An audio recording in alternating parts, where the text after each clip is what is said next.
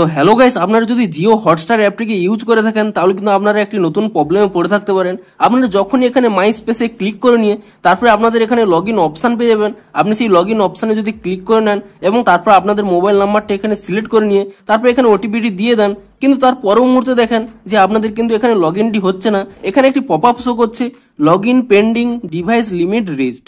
তো আপনাদের যদি এই প্রবলেমটি হয়ে থাকে তাহলে এই ভিডিওটি পুরোটি দেখতে থাকুন, তাহলে কিন্তু আপনাদের প্রবলেমটি ইজিলি সলভ হয়ে যাবে। তো তার আগে ভিডিওটিকে অবশ্যই একটি লাইক করে দিন এবং এই চ্যানেলে যদি আজই নতুন এসে থাকেন এখন এই চ্যানেলটিকে সাবস্ক্রাইব করে রাখুন এরকম নতুন নতুন ভিডিও দেখার জন্য।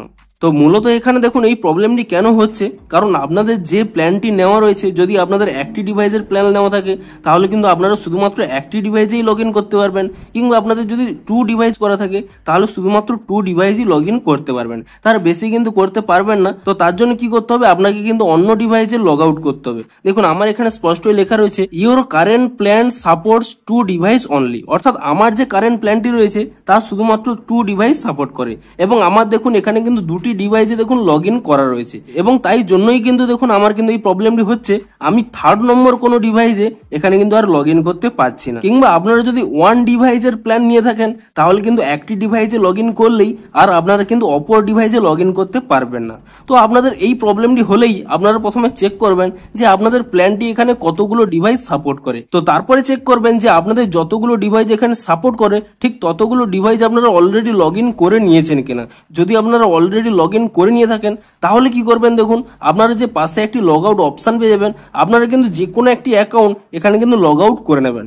আপনারা চাইলে সমস্ত ডিভাইস থেকেও লগ আউট করতে পারেন কিংবা আপনারা যে কোনো একটি অ্যাকাউন্টও লগ আউট করতে পারেন। দেখুন আমি ধরুন একটি ডিভাইসে এখানে লগ আউট অপশানে ক্লিক করে নিচ্ছি এবং তারপরে লগ আউট অপশানে ক্লিক করে নিতেই আমার দেখুন এখানে কিন্তু লগ আউট কমপ্লিট হয়ে গেছে।